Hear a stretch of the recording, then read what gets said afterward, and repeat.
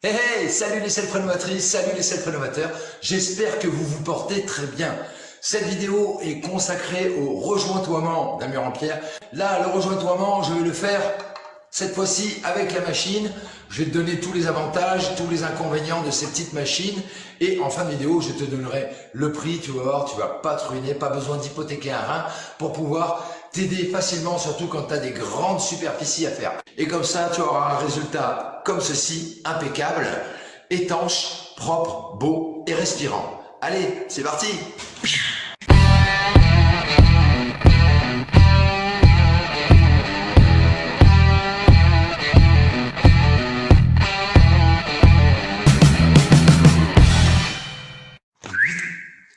Pour préparer tes supports, rien de compliqué, il faut gratter l'ancien appareil, les anciens joints qu'il y avait, soit marteau perforateur, marteau burineur, tu peux le faire au burin et au marteau à la main, et il faut enlever l'ancien appareil sur 2 à 3 cm de profondeur entre tes pierres.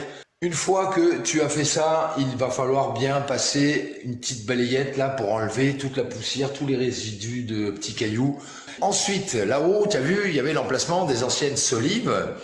Pour les reboucher, ici. Dans ces différents emplacements, alors, les pierres, prends-les à maçonner, enfin qui étaient déjà maçonnées, et comme ça tu vas voir qu'elles auront déjà quelques-unes, 2, 3, voire 4, même 5 côtés. Maintenant, je m'occupe de nettoyer toutes les pierres partout. Donc là, je vais arroser copieusement et comme ça, je vais pouvoir attaquer le rejointoiement demain. Je prends un petit godet comme ça, voilà, petit godet de 1 litre.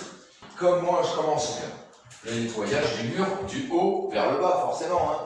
Et donc là, il faut arroser petit à petit. Alors là, moi, j'arrose copieusement parce qu'il fait très chaud, donc les pierres sont très sèches. Si tu n'arroses pas assez, eh bien après, ton mortier que tu vas rajouter, tes joints que tu vas faire, ça va moins adhérer.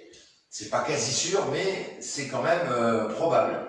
Il faut commencer par ces travaux-là, et après tu peux continuer l'aménagement de tes pièces, etc. Parce que tu en fous partout. Alors, forcément, moi j'attaque là maintenant, mais tu peux voir que j'ai fait tout le haut, etc. Et là, j'en suis rendu ici.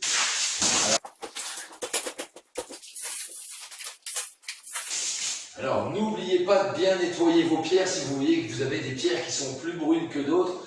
Sur les côtés, aux angles de mon mur, je ne vais pas jointoyer. Pour la simple et bonne raison, c'est que ce mur-là, je vais l'écrouler, et ce mur-là, je vais l'écrouler. Bon, t'as la technique, rien de compliqué. Maintenant, on se retrouve pour le jointoiement. Pour toi, c'est tout de suite, moi, c'est demain. Donc là, tu peux constater que sur les pierres, forcément, comme j'ai lavé à grande eau, la terre a coulé sur les pierres. Alors là, pas de panique, inutile de relaver ton mur, il va falloir le mouiller un peu, mais pas la peine de le relaver à grande eau pour se dire « je vais enlever la terre sur les pierres ». Regarde, hop, tu repasses un petit coup sur tes pierres, hop, et la terre, elle s'enlève. Et tu retrouves des pierres bien blanches pour que quand tu fais ton jointoiement, eh bien, tu n'aies plus de traces de terre sur tes joints. Ça va être nickel. Bon, pendant que Nana continue à bien entretenir le mur pour qu'il soit bien propre, qu'il n'y ait plus de terre ni rien partout, nous, on va faire le mélange. Alors forcément, bétonnière électrique. Voilà. Et donc, une petite astuce là pour ouvrir vos sacs, que ce soit de chaux, de ciment, de béton, de comme vous voulez, de mortier. Comme elle ne contient pas énorme, je vais faire par demi-sac de chaux, et donc j'ai divisé toutes mes portions en deux, et comme ça, ça va permettre de pouvoir éviter de faire dégueuler la bétonnière et d'avoir surtout trop de matière à utiliser d'un coup, même si là on va travailler deux avec Nana. Donc, petite barre d'acier sous le sac, à la moitié, un cutter, et tu viens découper ton sac en deux, quand ton cutter il coupe bien, voilà. Et ensuite, tu n'as plus qu'à lever ta barre et en fait tu vas avoir deux parties égales et tu vas pouvoir bien découper ton sac dessous et tu vas pouvoir utiliser en deux parties. Pensez aux EPI parce que la chaux c'est corrosif, et puis respectez le dosage eau, sable, et si vous mettez des adjuvants ou des choses comme ça. Nous c'est pour du jointoiement, donc je vais m'appliquer à ce qu'il propose pour le jointoiement. Allez, c'est parti. Là, voilà comment ça doit être. Alors, il est un peu liquide, mais on est en plein été. Il fait 50 degrés dehors, 30 dans les pièces. Il faut quand même que ce soit assez liquide. Là, on va utiliser une machine. Je vais essayer et on va bien voir ce que ça donne. Donc en fait, cette machine, c'est juste un godet avec une vis sans fin à l'intérieur. Voilà. Et en fait, au bout, eh bien, ça vient cracher le produit. Alors, c'est fourni avec des buses. Donc tu vois, il y a différentes buses pour les différentes applications. Donc après, ça doit t'adapter suivant les ouvertures, les tailles de tes joints. Ils fournissent du téflon pour mettre autour ici pour que ce soit étanche. Et ils fournissent aussi une petite buse comme ça. Ça, c'est pour brancher sur un tuyau d'eau. Et il faut mettre sur la petite là ou sur une autre. Et en fait, c'est pour nettoyer la vis sans fin. Mais je pense que pendant l'utilisation, je sais pas moi, au bout de 4-5 de godets vidés, il faut la nettoyer parce que, à mon avis, ça s'encrasse vite. C'est pour ça qu'il faut que ta préparation ne soit pas trop solide pour que la machine puisse bien l'envoyer directement au bout de la buse. Et puis, ça se fixe directement soit sur une visseuse dévisseuse, soit sur une perceuse. Petit bémol que je trouve déjà tout de suite sur cette machine, c'est que ici, tu vois là, l'axe pour faire tourner la vis sans fin, eh bien, il est tout rond. Il n'a pas de méplat ici, il n'a pas un endroit où c'est plat pour que quand tu vas fixer la visseuse ou la perceuse, ça serre bien. Ça va serrer quand même, mais ce serait quand même mieux. Donc, je pense qu'avec le temps, quand je vais m'en servir, parce que j'ai quand même on a pas mal de choses à faire ici en jointoiement, je pense qu'avec ma meuleuse d'angle et un disque à ébarber, je vais faire un méplat pour que ça serre bien dans la visseuse. Maintenant, je passe à l'installation de la buse et on regarde l'application. À tout de suite. Bon, donc j'ai préparé la machine. Donc ça c'est normal, vous inquiétez pas. C'est normal si ça fait ça. Pour avoir déjà de la souplesse de travail. Et puis c'est normal que ce soit sur un axe, tout simplement. Donc allez, on va tester. Alors pour le jointoiement, on commence toujours du bas du mur vers le haut. Alors là, on va essayer.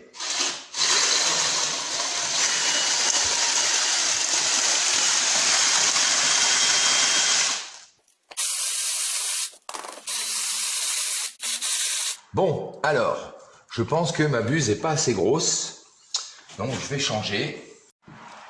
Donc j'ai changé la buse, j'ai mis une ouverture beaucoup plus grosse. Voilà, et là, forcément que c'est beaucoup plus efficace.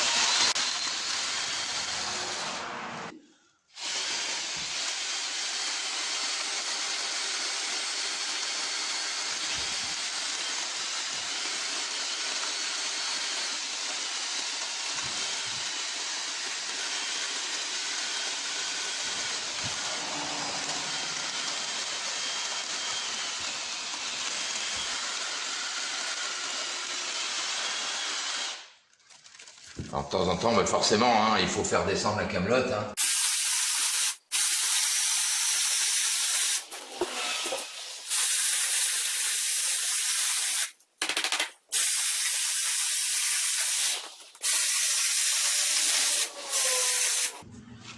Bon, donc, je trouve, tu vois, que c'est quand même concluant. Et alors ça, tu y échappes pas. Ça n'empêche qu'il faut quand même après serrer ton appareil. Mais tu gagnes quand même beaucoup de temps, je trouve. Hein. Là, je viens de faire ça en, allez, 15-20 secondes. Donc, c'est vraiment pas mal. Donc là, on fait au début comme ça, on serre les joints. Voilà, à la langue de chat. Et puis, après, je te montrerai la petite technique super sympa pour pouvoir avoir un effet super propre, super lisse. L'avantage des jointoiements du joint comme ça, chaussable, c'est que c'est hydrofuge, donc l'eau ne peut pas rentrer dans le mur, et en même temps c'est perspirant. L'hygrométrie d'une pièce ou d'une autre, là ici ça sera à l'extérieur, dedans ou à l'intérieur, quand on chauffe, eh bien il y a des différences de température entre dedans et dehors, donc ça fait des masses d'air. Nous, on rejette de la chaleur, de la vapeur d'eau, donc cette vapeur d'eau va pouvoir passer à travers le mur, et donc de dehors vers dedans et de dedans vers dehors. Voilà. Bon, allez, on se retrouve dès qu'on a un peu avancé. Donc je t'ai montré la première ligne que j'ai faite. forcément, c'était pour te montrer. Tu vois bien que là, on a arrosé. On a arrosé hier et aujourd'hui, il faut arroser. Alors là, tu vois, on a arrosé que le bas du mur. Donc maintenant, je vais te montrer une petite astuce. Tu prends un godet de flotte, tu prends de la flotte, et en fait, tu vois là, cette partie-là que j'ai fait tout à l'heure à la machine, et ben ça commence à prendre, ça commence à durcir. Donc, en fait, là, il faut tremper les doigts avec des gants en caoutchouc. Voilà, tu trempes les doigts dedans, et en fait, tu viens venir lisser et finir de serrer correctement ton joint. Ça va permettre de nettoyer les pierres à des endroits où il n'y a pas besoin de matière. Et surtout, tu vois, les traces de langue de chat, ben, ça les efface. Et comme ça, tu vas avoir un super résultat. Alors, me pose pas la question, en combien de temps, au bout de combien de temps, il faut faire ça, machin. C'est jamais la même température chez les uns, chez les autres. T'as pas mis la même quantité d'eau, la même quantité de produits, etc. On n'utilise pas le même sable, la même chaux. Donc, me pose pas cette question-là. C'est toi qui dois venir au fur et à mesure reprendre. Là, tu vois, nous, il fait 30 degrés. Mais là, je le fais maintenant. Donc, on a commencé ça il y a 20 minutes, 25 minutes. Mais au fur et à mesure qu'on avançait en bas, je venais avec ma langue de chat retirer un peu pour resserrer encore mes joints. Donc, je te dis, c'est à toi de voir combien de temps il faut pour que ça commence à tirer et que tu puisses faire cette petite astuce là, sachant que ça ne sera pas fini. Il faudra continuer au fur et à mesure à surveiller le durcissement, la prise de tes joints et pouvoir continuer à faire cette petite astuce là, cette petite technique qui va te permettre de pouvoir avoir des joints super propres, sans traces de langue de chat. Et donc un rendu parfait. Bon, il me reste encore une ou deux techniques à te donner. Au fur et à mesure qu'on va avancer, je vais te montrer. Allez, à tout de suite. Alors, j'ai une autre petite astuce pour vous les chéris. Tout ce qui tombe au fur et à mesure quand on tire là, donc tu vois, on a pas mal avancé. Hein. Voilà. Donc là, on a mis une demi-heure pour faire ça avec la machine et serrer avec les langues de chat. Alors là, il fait très chaud, donc ça drop le Jevel. Mais tout ce qu'il y avait par terre, là, au sol, j'ai ramassé. Et en fait, j'ai mis ici, dans la gamette, tu vois, je viens de le ramasser. Voilà. Et en fait, là, ce que je vais faire, je vais rajouter un petit peu d'eau. Et tu peux constater que là, en haut, j'ai nettoyé, j'ai enlevé tout l'ancien appareil. Mais j'ai pas encore rebouché les emplacements des anciennes solives de ce côté-là. Donc là, ben, avec la récup de ce qu'il y a par terre, ça reste quand même de la camelote, donc faut pas l'acheter. Hop, je vais arroser mes trous, et au fur et à mesure que j'ai de la camelote qui tombe par terre, je la récupère et je bouche les trous. Comme ça, j'ai fait un côté, j'ai tout rebouché parce que j'avais besoin de monter et d'avancer. Mais là, de ce côté-là, je savais très bien qu'il y en aurait par terre, donc plutôt que de... Après, ce qu'il y a par terre, ben, t'en fais plus grand-chose, tu peux pas le renvoyer dans les joints, c'est pas évident, on évite. Donc, là, pour recoller, pour reboucher les trous, là, ça va être super. Allez, on continue.